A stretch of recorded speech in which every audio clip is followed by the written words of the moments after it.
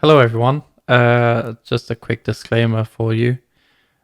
We are in no way promoting this product. We are not in affiliation with Phil Supreme. We just felt like we needed to learn a bit more about their products and what they do.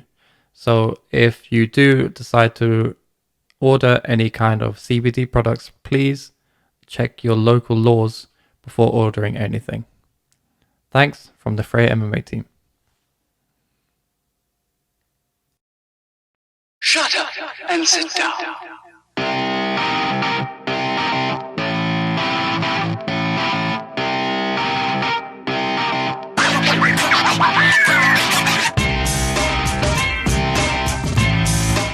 Yeah.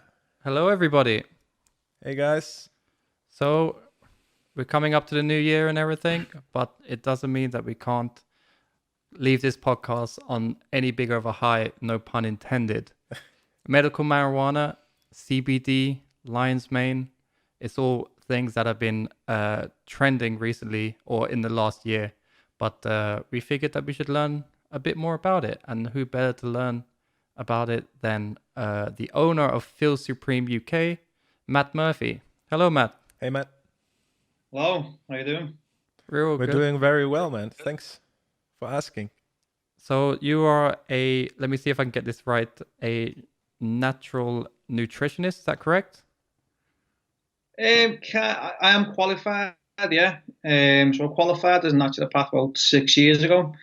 Now, where I'm from, there was not really any kind of interest in that 6 years ago. So that's when we started developing products. So a lot of people know us for CBD oil and what we're doing to the MMA community, so like yourselves.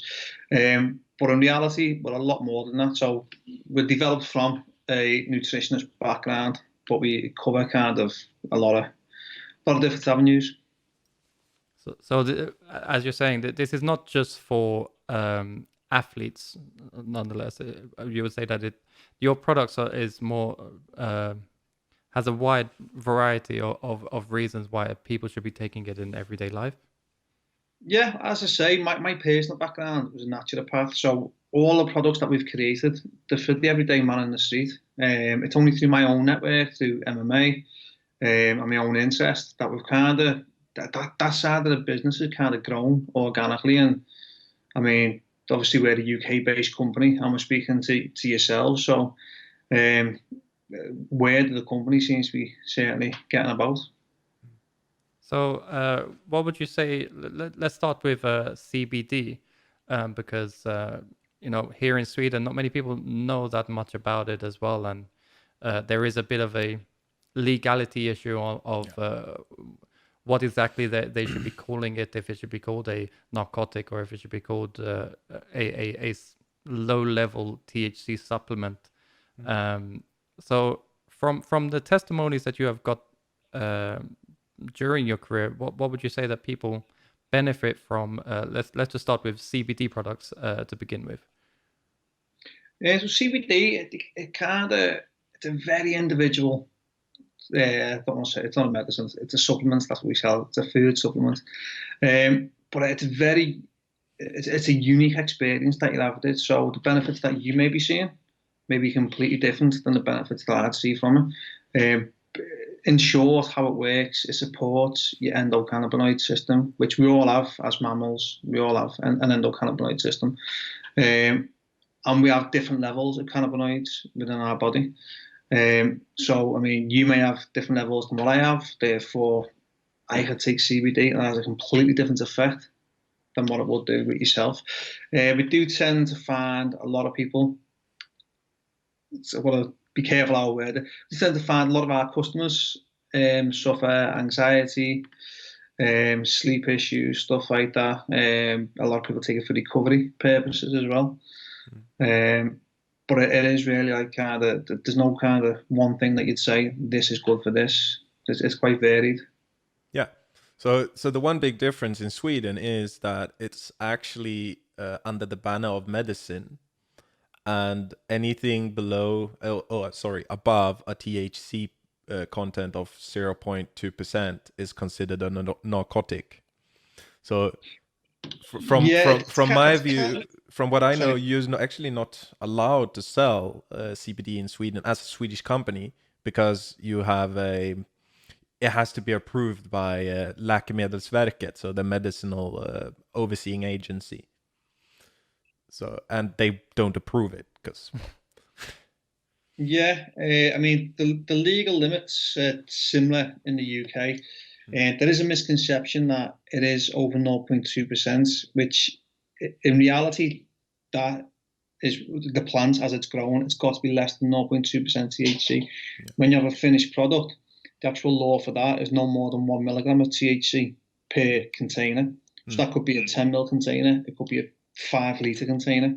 But the rule is the same, no more than 1 milligram. In Sweden, I don't know if that's the same or not. It may be, or even if it is 0.2% THC. We work with a couple of Swedish fighters and a couple of Scandinavian fighters, so Denmark, Sweden, Norway. From what I'm hearing, it's completely THC is a complete blanket ban, no matter what level it is. Now, there's talk of something similar coming in the UK, but we've been doing CBD oil now for about 5 years, I think it is, and the laws are always changing. Yeah. Now we're still here. A lot of companies that set up around at the same time as us, they're still here as well. So what you've got to do is just adapt. We can do it at a zero THC product, which is going to be less effective.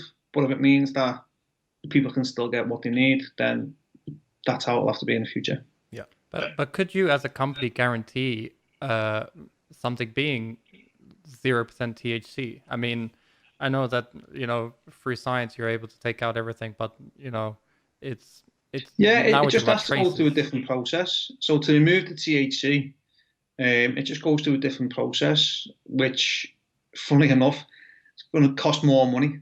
Yeah. For the zero THC product, even though you're taking a beneficial molecule out of there, it's going to cost more money because it has to go through that extra process. So it can be done. It's just not something I'd prefer to do, really. Yeah, yeah, because I mean, the reason we're going into our 7th year now as a company, and the reason why we've been around that long is because what we do, it works. We've grown purely on reputation. We're not a massive company. We're not a multi-chain company. What we do, we grow on reputation. And the reason that, as I say, we're 7 years deep now. So hopefully what we're doing, we know what we're doing. And I wouldn't really like to put a zero THC product out there, but if we've got to, we've got to. Yeah. Yeah, so I actually turned my head there for a second and read the update, and it seems that June, they actually the Supreme Court ruled that it's actually 0% THC or just any THC. It's narcotics. Yeah. Yeah. Like, I guess this as kind I of say, stuff as a the rules they're always changing. I mean, when we first started off, there was a thing that it's a medicine, therefore you need a medicinal license for it. That got overturned, and as I say, now we've got the novel foods thing going on. So they're trying to say it's a novel food. You've got to prove that it's been in the diet before 1997, which it has. Yeah. And again, that'll get overturned, and then there'll be something else. And all we've got to do is, as I say, we've got to adapt and move forward. Yeah, follow with the law and the wave at the moment, and I guess all of your should I say competitors or other CBD brands will also have to do the same from the UK. Yeah, definitely. Your audio was gone a bit low there, but I think I grasped what you said. Yeah. Oh, okay. I mean, if we have to follow suit, it means everybody's got to follow suit. Yes. Yeah, exactly. So if we could talk a bit about the background and how the company started. So you said that you was a nutritionist from the beginning. How did you start with CBD products?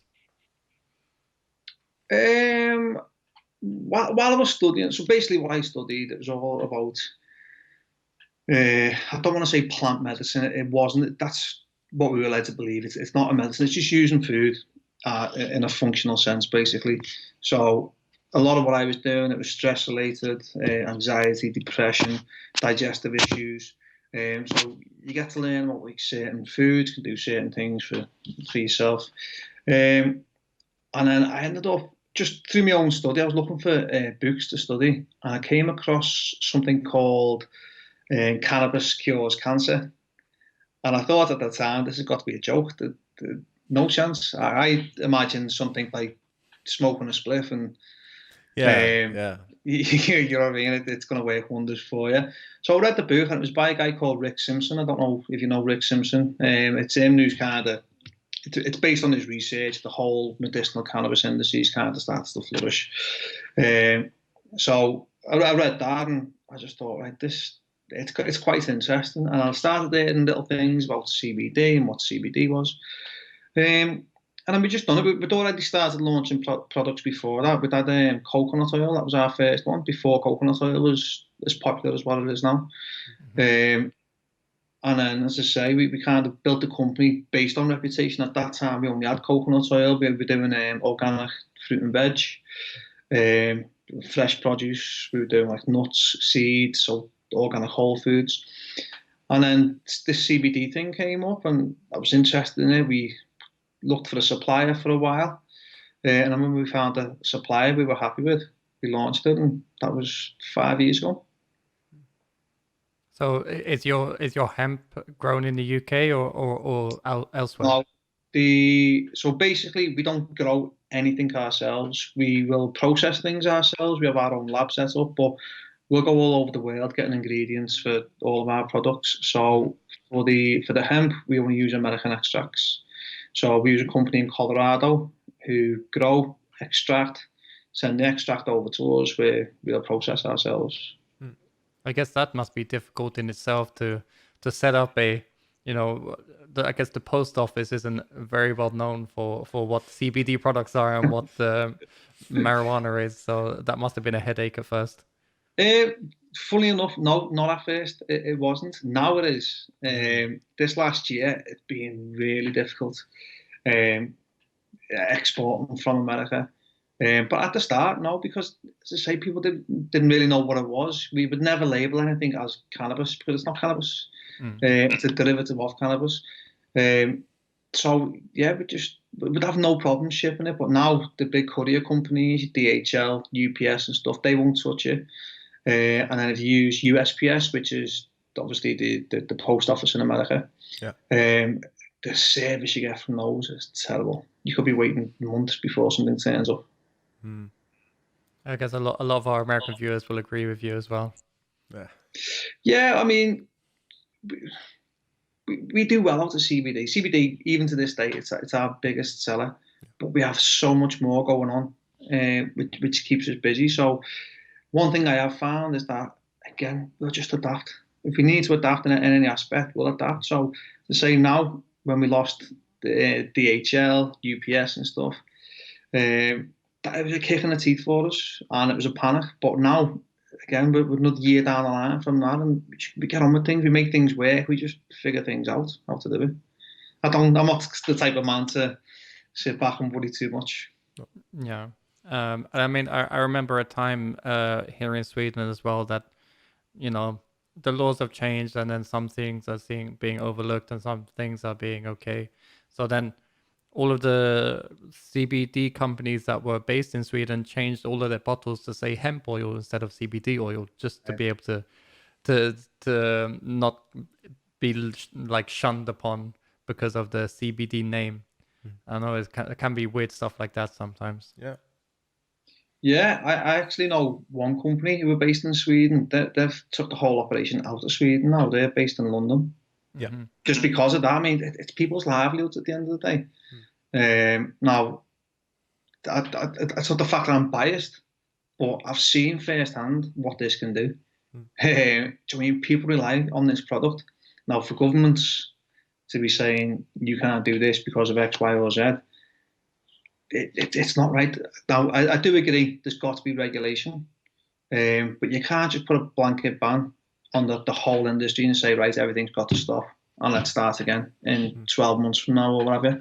There are people who rely on it. Yeah, I mean, you want things to be produced in labs. I mean, why would you want to buy like oil from your local corner guy that also sells meth. I mean, Yeah. Exactly. I'd rather buy it from a legit company that actually tracks where it's coming from, does business. I mean, and the blanket ban will only, in my view, as it has with, well, most things, just make it worse. Possibly.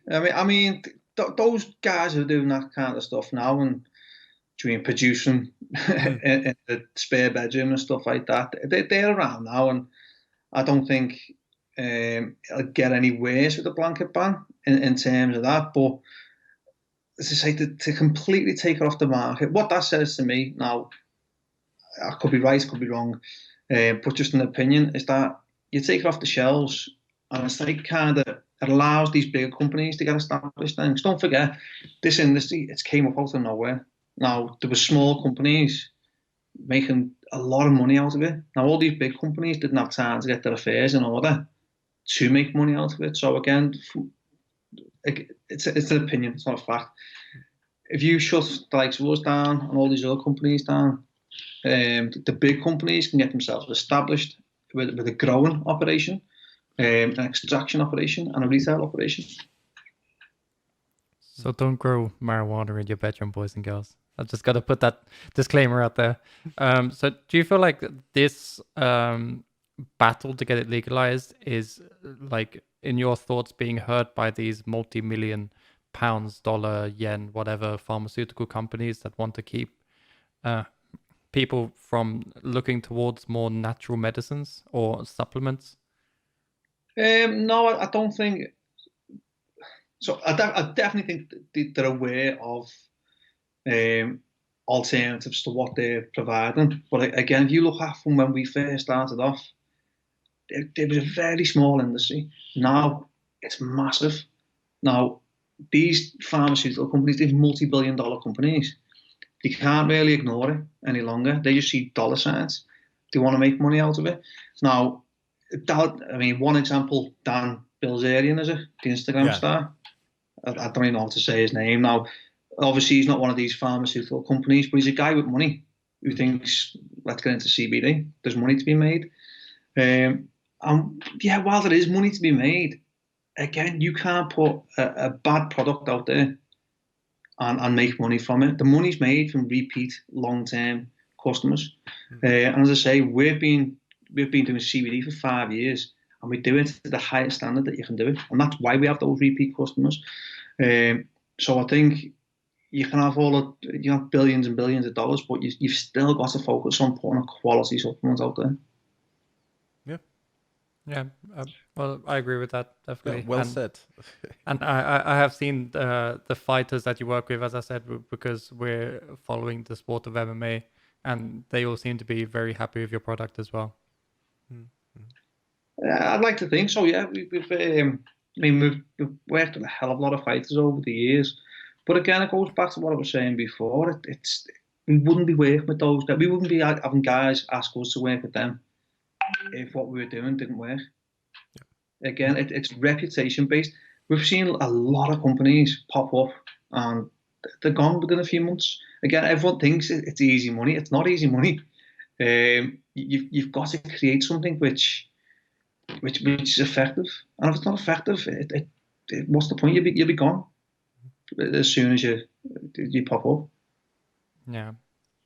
Yeah, that I agree with. And I have had a look through your website and seen, the array of items and supplements that you do sell. One of them that really popped out that I know that I've heard about a lot of is lion's mane. So could you tell us exactly what is lion's mane and what people would say is the benefits from it as well? All right, so lion's mane, it's a mushroom. It's probably deemed a medicinal mushroom. I wouldn't say it's a medicinal mushroom, obviously, because I haven't got a medicinal license. But it's a mushroom with therapeutic benefits to it. It's been around for hundreds of years in traditional Chinese medicine. So that's one of the mushroom, one product from the mushroom range that we currently offer. So lion's mane mushroom. The studies that are being done on this suggest that it's good for your brain health. So it's a natural nootropic. So it can help concentration, memory, focus. It stimulates nerve growth factor, which means it can kind of create new pathways in the brain. So particularly good for people who are learning or studying. It's got so many benefits, mainly for cognitive health. It can also, it's got benefits for digestion and for your nervous system as well. The product that we do, we've got quite a unique product. So basically, as I say, we go all over the world sourcing ingredients. What we found with the lion's mane, we go to a company in Canada where it's grown, and we use a powdered version of it. So it's a 8-to-1 extract, so it's pretty potent. But that basically, what that means is it's 8 times stronger than just the mushroom on its own. Yeah. But then we put that into a tincture form.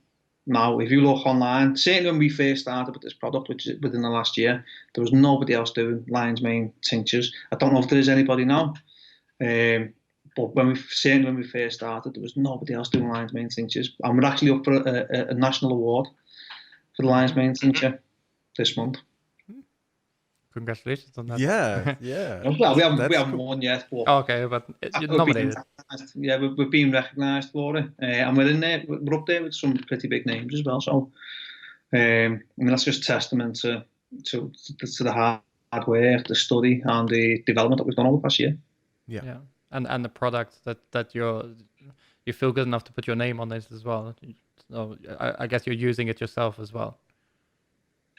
I do. So I'm not going to lie and say I use everything every day. I don't. In an ideal world, you wouldn't need supplements. You'd get everything you need through your diet. And I've always been pretty open about that. Your supplement side of it is exactly that. It supplements your diet. It supplements what you're not getting through your diet. So before we put any products out, I will test them on myself. But I mean, we've got, in the Feel Supreme range, I think we've got about 16, 17 products now. It'd be silly of me to be taking 17 different supplements every day. Yeah. Skip food. But I have used it myself. I have used it myself, yeah.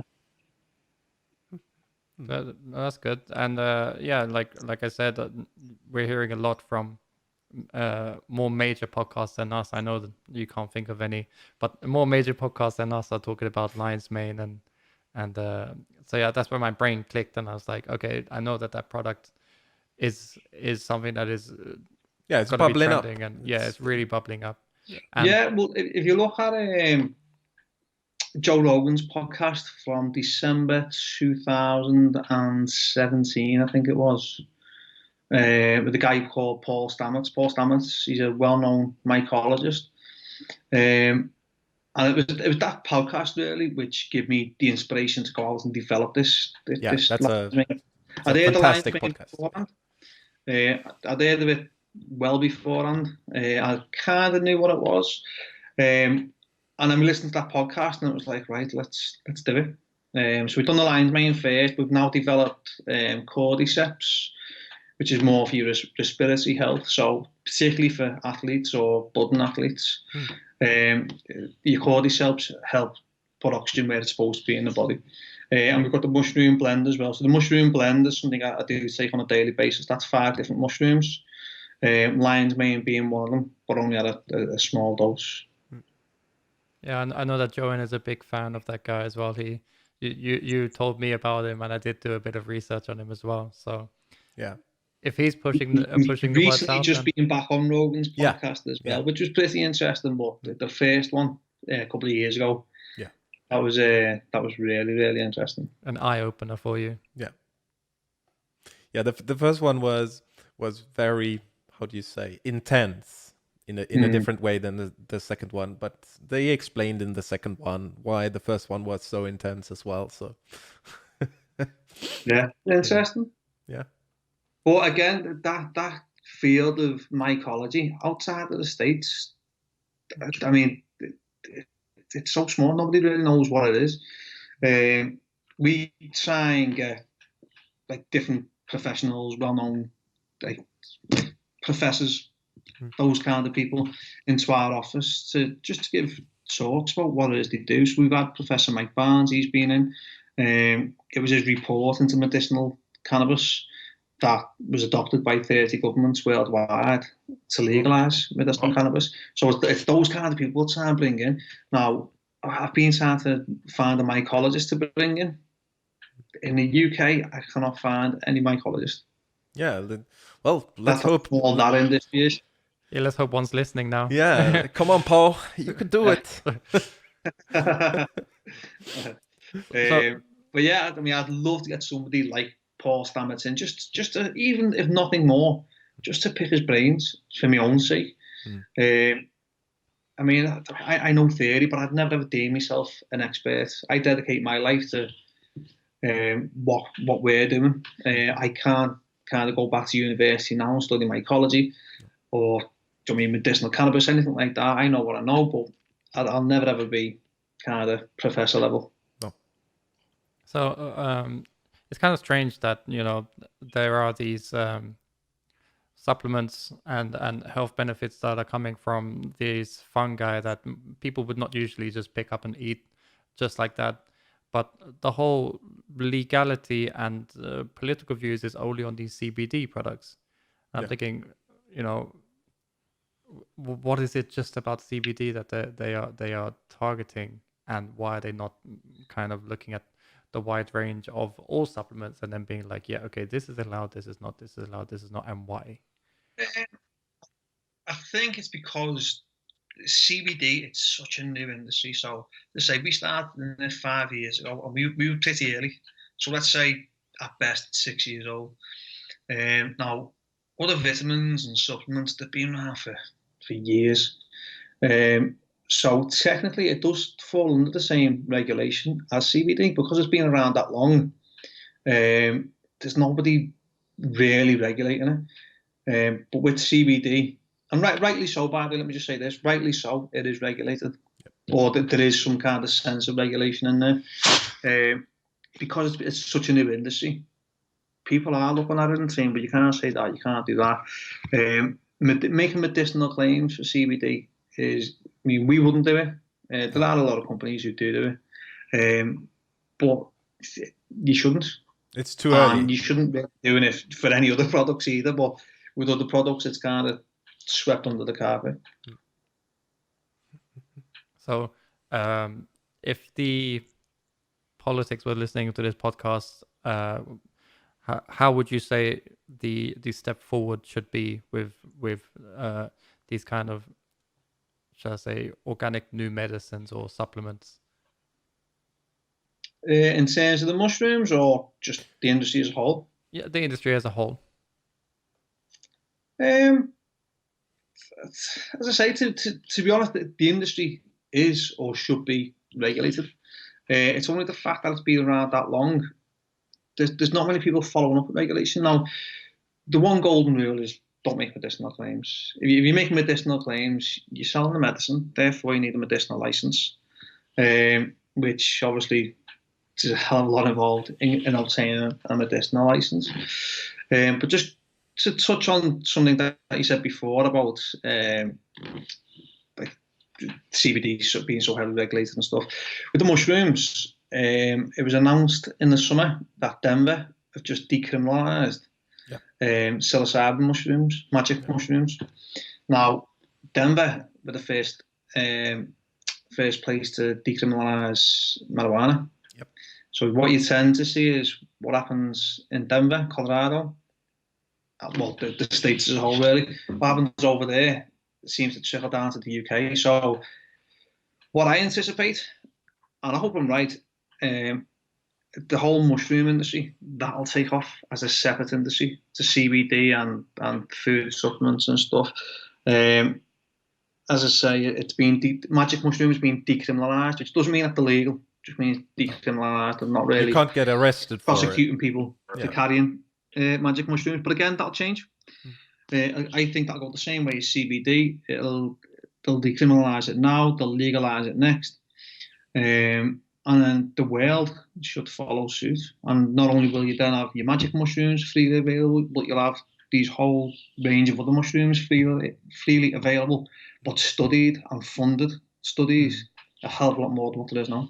Yeah, that would be a great world where we we actually have scientists that know what they're doing and that are actually regulating these kind of things rather than people just, attempting. Yeah.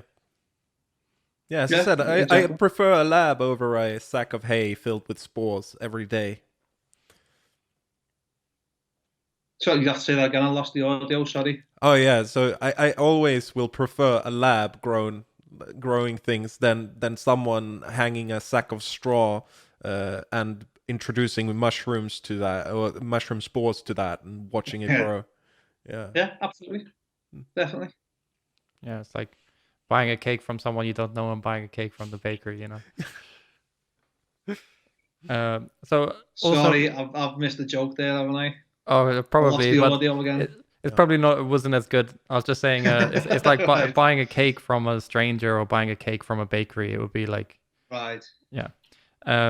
So I also saw in your shop that you have a product from the Himalayas, which I'll probably get the name of it wrong. So I'll give that over to you. Go on, I'll let you have a go. A lot of people get it wrong. You practice, man. You can do it. Okay. Is it Shimayat? Shimayat? No, it's close. Shilajit. Shilajit. There we go. Shilajit, yeah.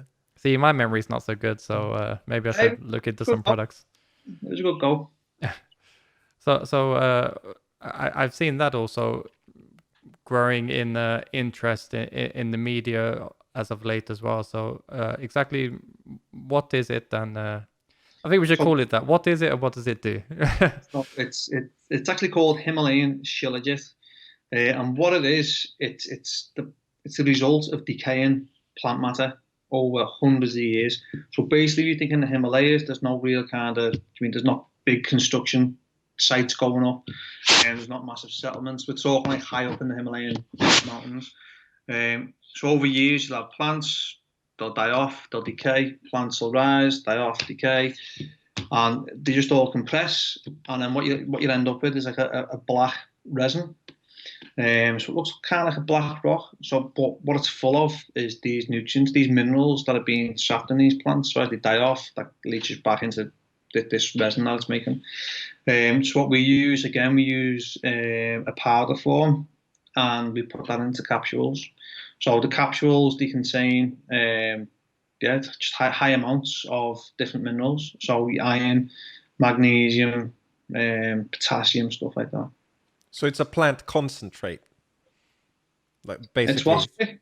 A plant concentrate, like from decaying plants. Like kind of. But as I say, it's the result of like hundreds of years of decaying plants. So it's really, really high in these minerals. It's not a plant extract that you'd kind of, something will grow, you'll extract a certain molecule from it or something. It's not that. It's, as I say, this being there, just layers upon layers upon layers of minerals. Mm-hmm. That sounds very interesting. Yeah. I mean, it's like a super mineral. Yeah, kind of, yeah. So we have that, which is found in the high up in the Himalayas, and we also have something similar, which is found the depths of the ocean in the Caribbean, which is the sea moss. So that's similar type of thing, just packed full of minerals. Mm-hmm. So from the top of the world to the bottom almost. Exactly. So I guess as well with a product like that's not something that will last forever. I mean, that will be something that you would run out of because you can't wait another hundreds of years to get some more of that. In theory, yeah. I mean, there's always going to be a process of plants growing, plants decaying, plants growing, plants decaying. That'll be a perpetual process. It just depends on, I mean, the supply of it, or the demand for it even. So I'll get your thoughts on a few things that is kind of jumping around the internet at the moment. I think I spoke to you about this before as well. So the first one, and this is something that I saw a lot of when I went over to the US as well, and that is CBD coffee. Okay. So what is your thoughts on CBD coffee? See, a lot of our products that we put out there, we do it because we've been asked for it. Now, we've been asked a lot for CBD tea and CBD coffee. So it is something that I've looked at. Now, what we do we'll only do organic products. It's got to be the very top grade. Now, with coffee, we were looking at freeze-dried coffee. Now, when we were looking at that, from what I'm told by coffee experts, it has to go through a chemical process in order for it to be the end result, like the granule type thing.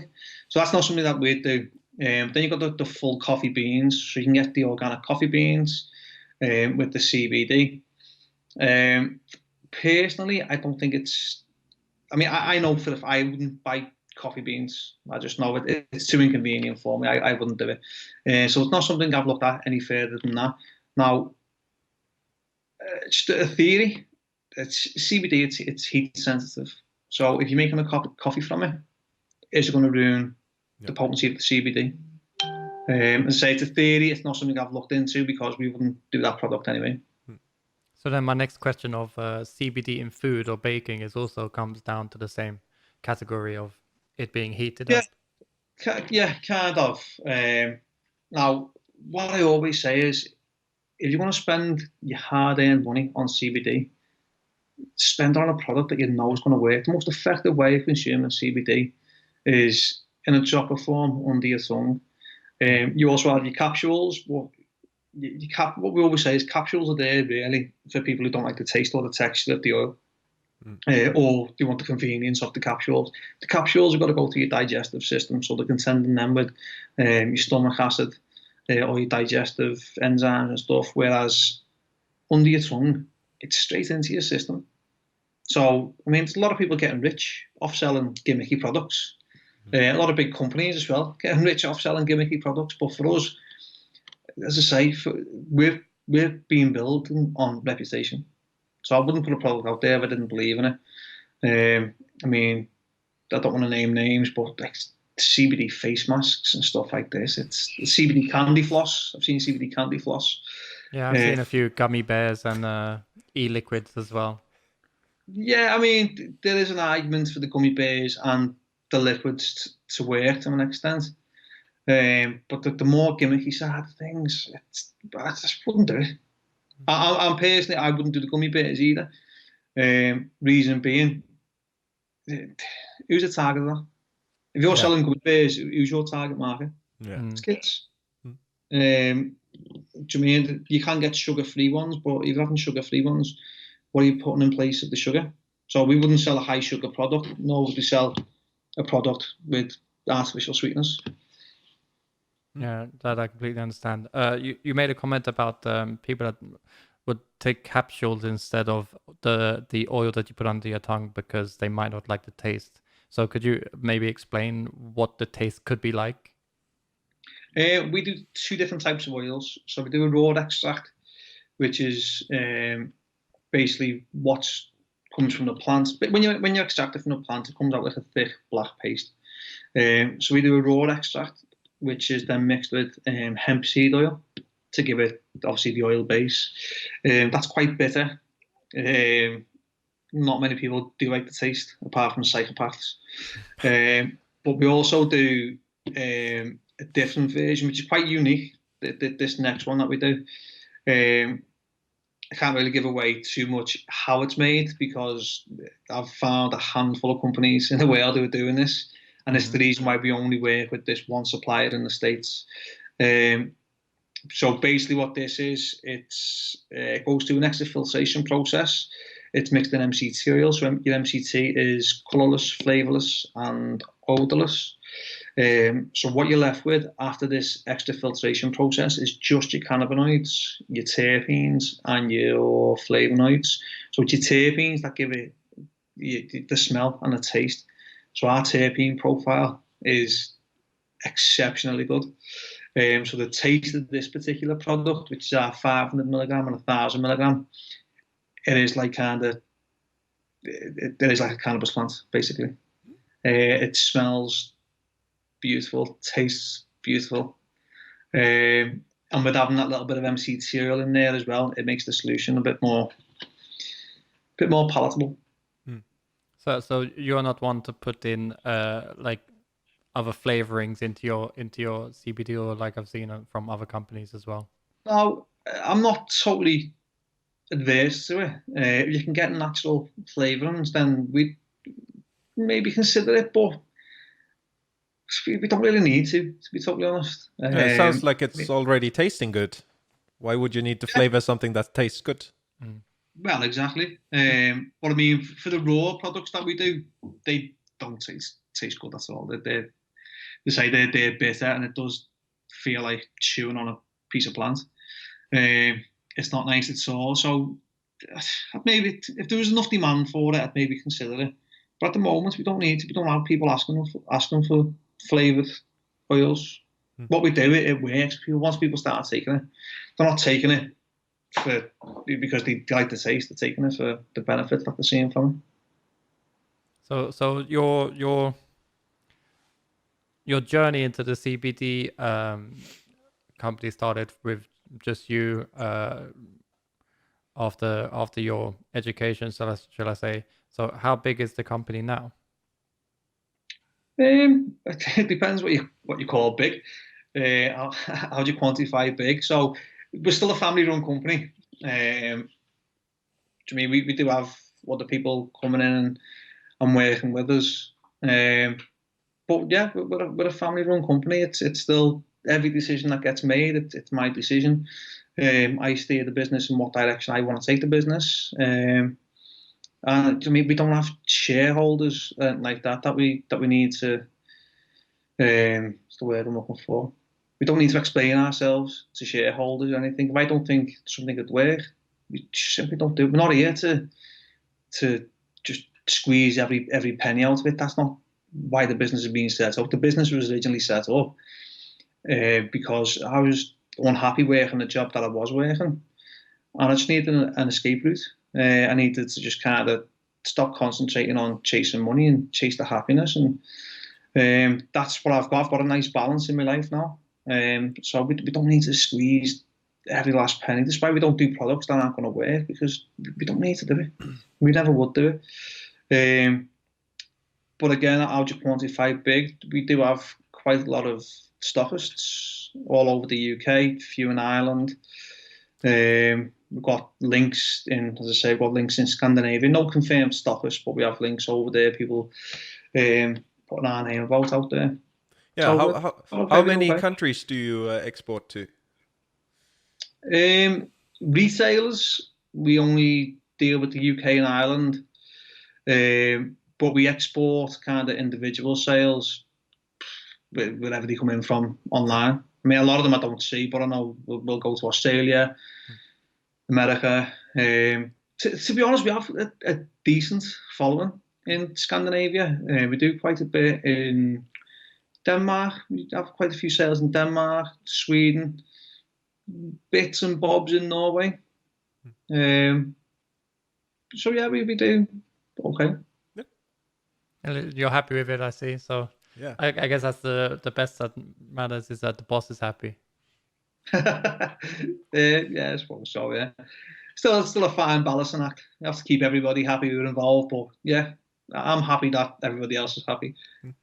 Yeah, and as you said, you've had some great testimonials of your products that I've seen on your website as well. So that those must really drive you to make these products, and as you said, keep the quality that you wanted. Yeah, definitely. I mean, for me, I'm quite what's the word I'm looking for? Naive, maybe? No, not naive. What's the word I'm looking for? Humble. I can't really take praise. Someone says how good your products are. I get a bit shy about it. I'm not in it for people to tell me how great the products are or anything. But I do read the reviews, yeah, and it is nice to know that what we are doing, it is making a difference in people's lives, and that's just that's what the business is all about, just to make that difference and say, but the people are happy, I'm happy. Yeah. That sounds great, man. John, do you have any more questions? No, not that I can think of. I was mostly interested in the legality and how do you get it actually. Oh well, benefits and such. But I understand that you can't really. You explain the individuality of it all, and it's something that you have to test to see if it's something for you. Yeah.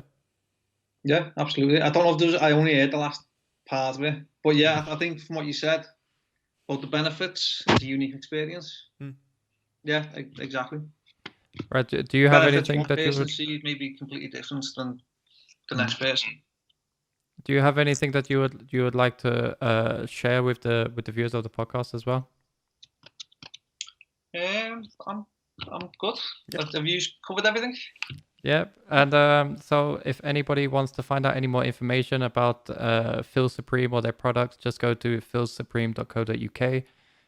They have a lot of info on their website, and please check your legalities, your local laws, should I say, before ordering any products. Exactly. And We're also on social media as well. So Instagram's our biggest one. To feel_supreme. so everyone check him out. Yeah, check him out. Yep. For sure.